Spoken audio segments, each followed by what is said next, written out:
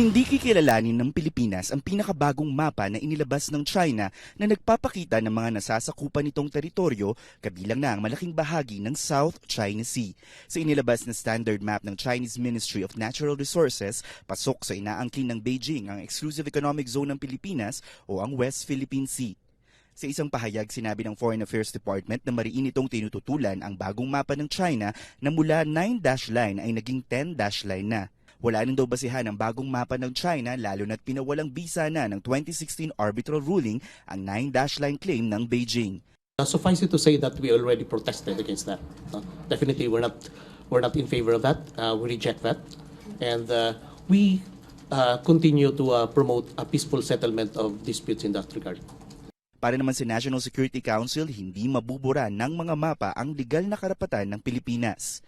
We are working with them to, show to China that no matter how many maps they've issued, international law and the international community support us in our position.